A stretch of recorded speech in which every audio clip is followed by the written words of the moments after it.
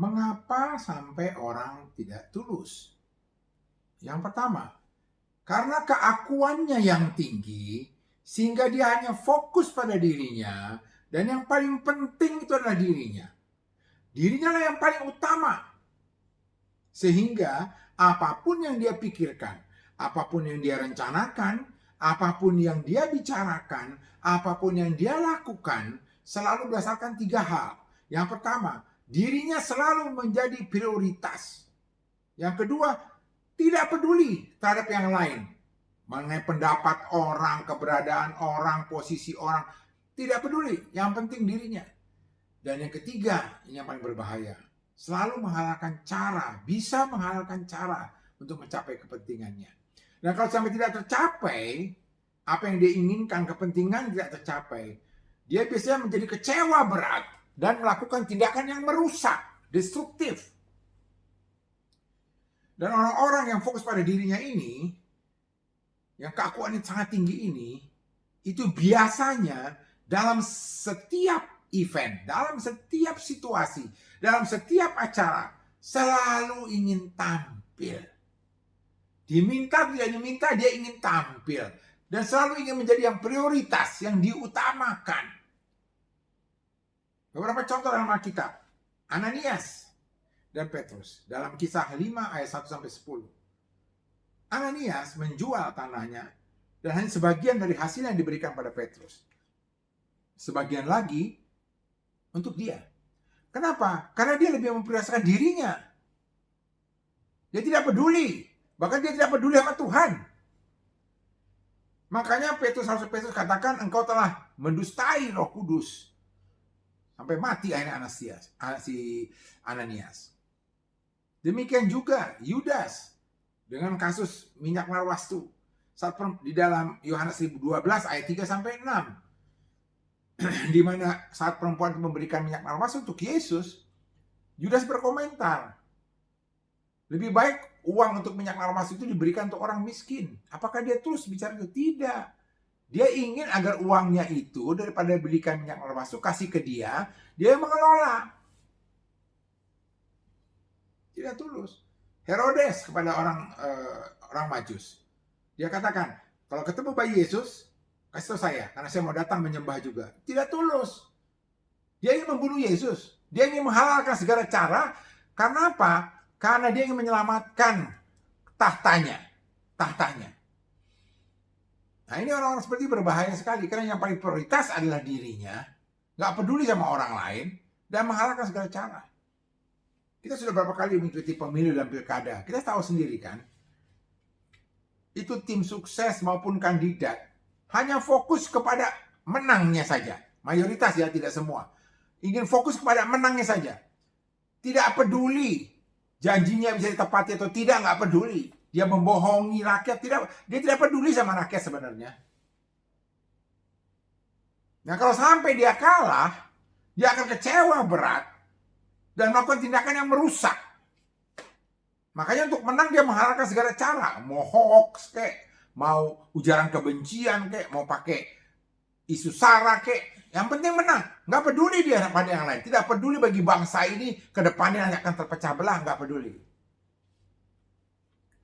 Yang kedua adalah orang yang sombong dan tinggi hati. Ingin menjadi pusat perhatian. Ingin mendapatkan puji-pujian.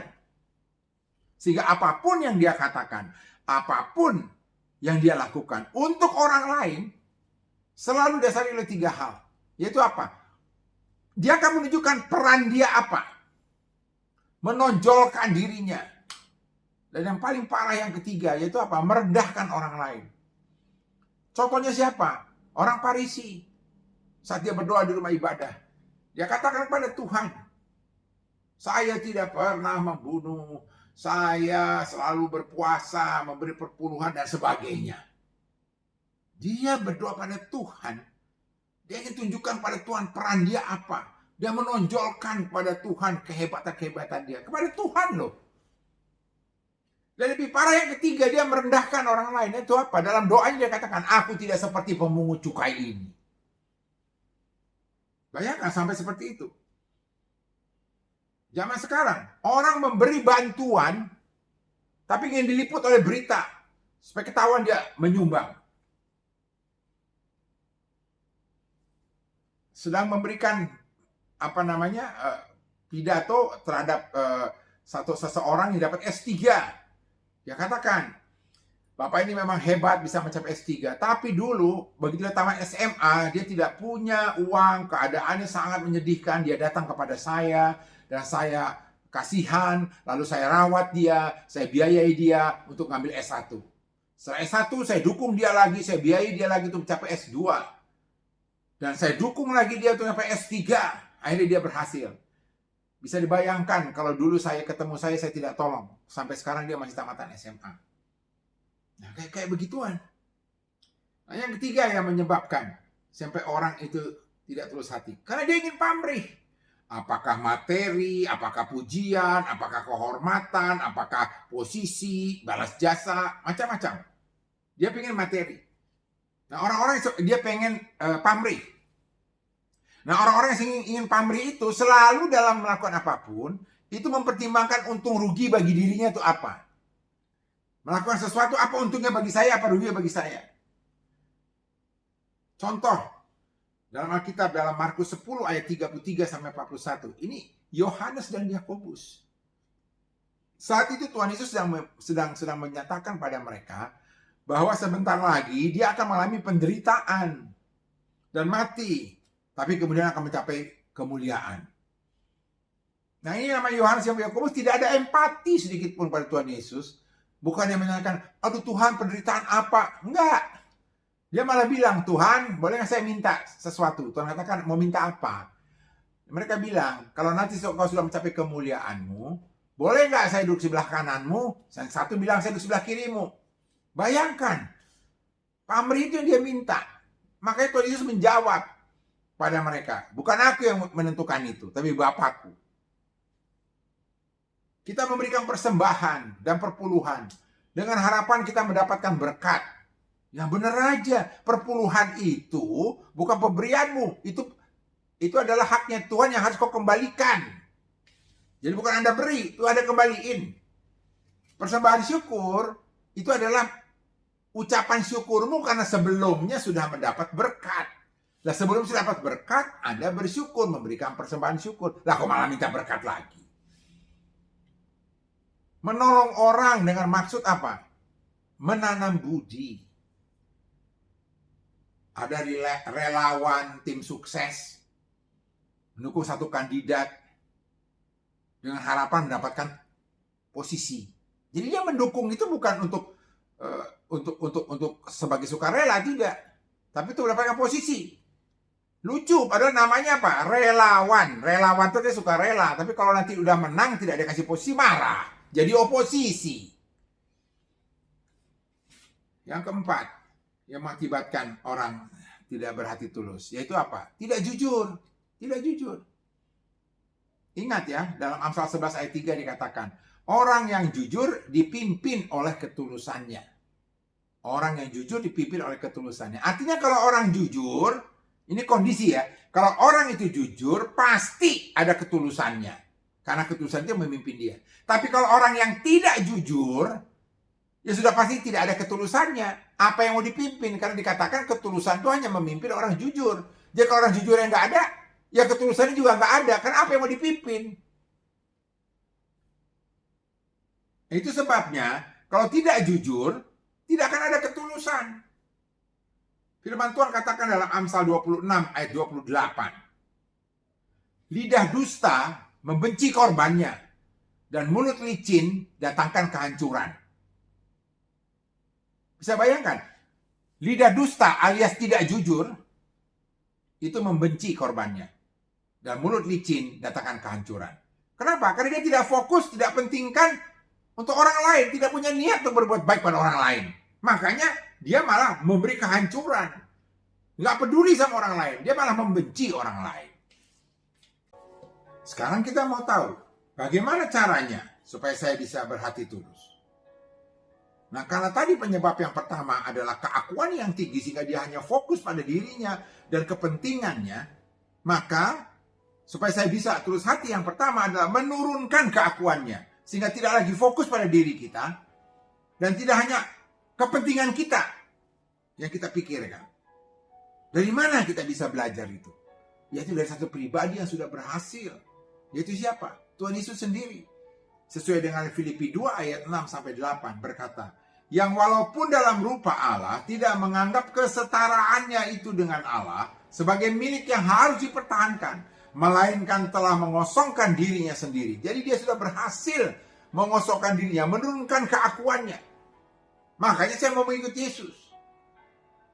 Nah, penjelasan mengenai bagaimana mengikuti Yesus itu sudah dijelaskan dalam sharing firman Tuhan di dalam Panas Hati.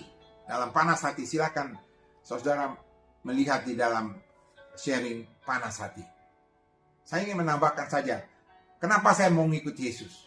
Memangnya apa yang Yesus lakukan untuk mengosongkan dirinya itu, menurunkan keakuannya?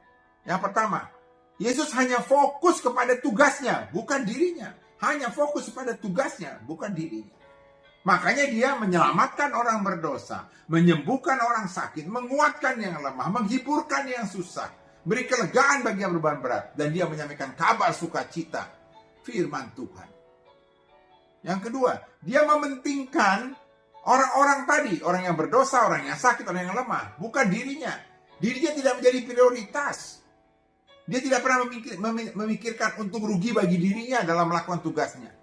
Itu sebabnya walau dia letih, dia sedih, dia lapar, dia haus, dia menderita, dia tetap melayani. Contohnya adalah saat dia dalam kondisi haus mau minum, ke sumur bertemu dengan perempuan Samaria dalam Yohanes 4 ayat 6-34. Dia tidak minum, dia tidak mementingkan dirinya. Yang dia penting bagi dia adalah perempuan Samaria ini diselamatkan. Maka itu yang dia lakukannya. Yang penting itu perempuan Samarianya, bukan dia. Yang kedua, dalam Matius 14 ayat 13-22. Yesus bersama murid-muridnya ingin beristirahat, mencari tempat yang sunyi. Sesampainya di tempat itu ternyata ada 5.000 orang. Dan dia tidak mementingkan dirinya. Dia mementingkan 5.000 orang itu. Dia layani 5.000 orang itu. Sampai menjelang malam. Bahkan diberinya makan 5.000 orang ini. Demikian juga pada saat Yesus di kayu salib. Dalam kondisi menderita kesakitan. Tapi dia masih melayani salah satu penjahat yang di sebelahnya. Dia sampai mengatakan saat ini, hari ini juga engkau bersama-sama aku dalam Firdaus. Dalam Lukas 23 ayat 39-43. Saya mengikuti Yesus, apalagi yang dilakukan? Selain fokus pada tugasnya, mementingkan orang lain, apa? Sukacitanya adalah melihat orang-orang itu selamat, orang-orang itu sembuh, orang-orang itu lega, itu. Dan dia tidak mengharapkan pamrih, balas jasa, materi, posisi, tidak. Apalagi sekarang yang kedua, yang harus saya lakukan supaya kita bisa berhati tulus. Tadi penyebab yang kedua adalah karena dia sombong dan tinggi hati. Maka caranya supaya saya menjadi berhati tulus adalah merendahkan diri. Nah, saya belajar juga merendahkan diri. Dari siapa? Dari Tuhan Yesus juga. Seperti dalam Filipi 2 ayat 6-8 dikatakan sambungan firman yang tadi adalah mengambil rupa seorang hamba dan jadi sama dengan manusia. Dia itu Allah di tempat maha tinggi yang turun ke dunia. Ya, mau menjadi hamba bahkan jadi manusia. Dia sudah berhasil merendahkan diri. Makanya saya mau mengikut Yesus. Dia sudah berhasil.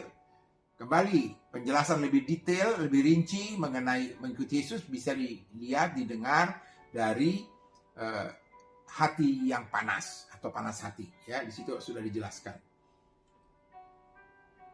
Setiap orang yang mau mengikuti Yesus itu harus menyangkal dirinya.